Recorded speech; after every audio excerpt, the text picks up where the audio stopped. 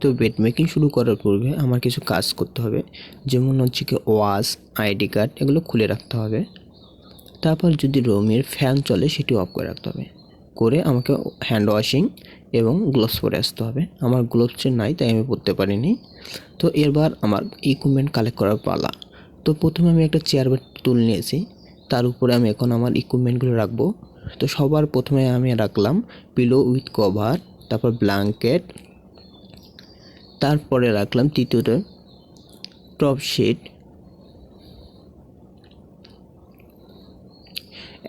মানে আপনি এমনভাবে রাখবেন যেগুলো পরে লাগবে সেগুলো সবার নিচে, আর যেগুলো আগে লাগবে সেগুলো সবার উপরে রাখবেন। তো আমার টপ শিটের পরে রাখবো ড্র শিট, ড্র শিটের পরে রাখবো আমরা ম্যাকিনটশ, তো ম্যাকিনটশের পরে রাখবো আমরা বটম শিট।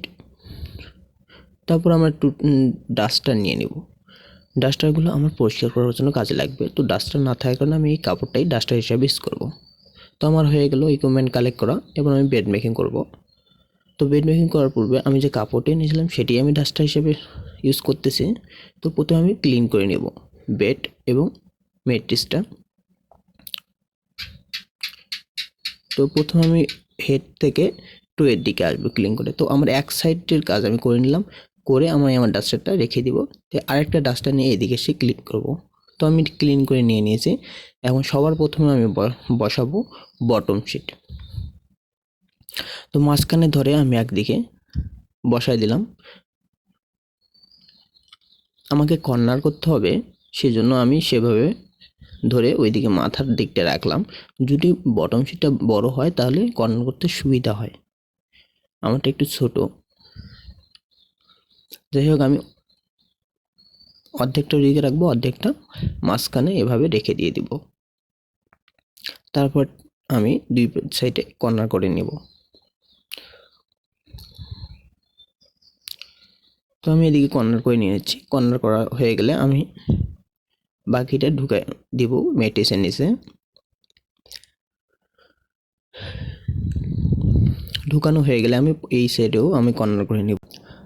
তো আমার বটম শিট বসানো হলো এবং কর্নার করা হয়ে গেল। এখন আমি ম্যাকিনটশ নেব। তো ম্যাকিনটশটা আমি উল্টো করে ভাঁজ করে নিয়েছি, যেন আমি যখন বসাবো বেডে তখন ঠিক হয়ে থাকবে। তো ম্যাকিনটশটা আমি একদম মাঝখান বরাবর রাখবো, একদম নিচেও না একদম উপরেও না।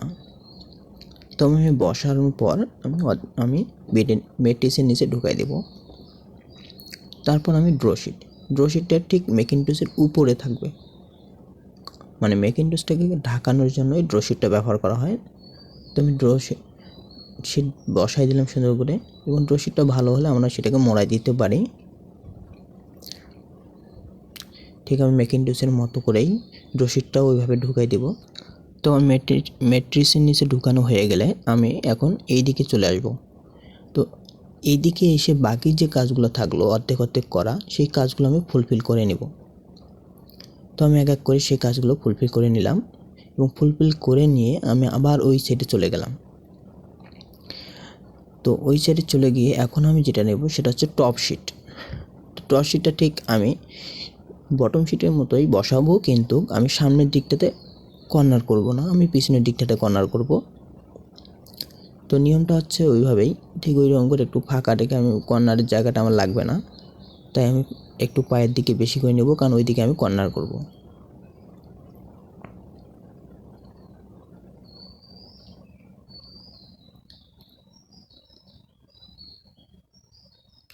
ঠিক বটম শিটের মতোই আমি ওইভাবে বের করে নিচ্ছি, অর্ধেকটা রেখে দিচ্ছি ওইদিকে অর্ধেকটা, এবং বাকি অর্ধেকটা মাঝখানে রেখে দিব, এবং শেষে এসে আমি কর্নার করে নেব।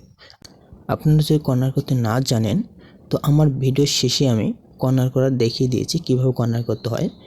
তো ভিডিওটি শেষ পর্যন্ত আপনি দেখবেন, তাহলে আপনি কর্নার করাও শিখতে পারবেন এবং ভাঁজ করাও শিখতে পারবেন। তো আমার কর্নার করা হয়ে গেল। এখন আমি নেব ব্ল্যাঙ্কেট। তো ব্ল্যাঙ্কেটটাও ঠিক ওইভাবে বসাবো, একটু ফাঁকা রেখে, মাথার দিকে একটু ফাঁকা রাখবো, রেখে আমি ব্ল্যাঙ্কেটটা বসাই দেব, এবং নিচের দিকে এসে ঠিক ওইভাবে আমি কী করব, কর্নার করে নেব। তো ঠিক আমি ওইভাবে কর্নার করে নিলাম এবং বাকিটা মাঝখানে রেখে দিলাম।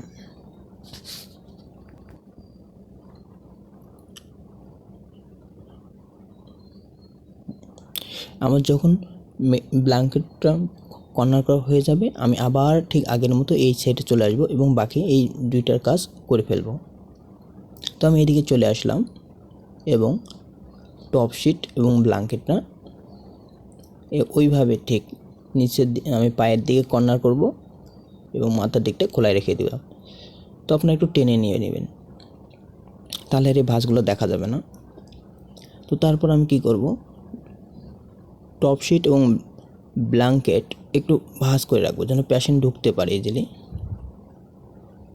তো সুন্দর করে ভাঁজ করে নিলাম, নিয়ে ওই যে দিকটা ঢুকবে সেই দিক থেকে একটু কর্নারের মতো করে রাখবো। শেষ। তো আমার সব বসানো শেষ এখন, এবং পিলো দেওয়ার পালা। তো পিলোটার যে খোলা দিকটা সেটা আমি দরজার বিপরীত দিকে দেবো যেন দেখা না যায়, কেউ আসলে সেটা দেখতে না পায়, সেই জন্য আমি ওইভাবে দিলাম। তো এই যে আমার বেড মেকিং আপনারা দেখতে পাচ্ছেন, এটাই আমার বেড মেকিং হয়ে গেল এইভাবেই। মানে এটা হচ্ছে আমার আনঅকুপাইড বেড, মানে যে বেডে পেশেন্ট নাই এবং আমি নতুন পেশেন্টের জন্য এটা তৈরি করলাম। এখন দেখাবো কিভাবে আপনি শিটগুলো ভাঁজ করবেন।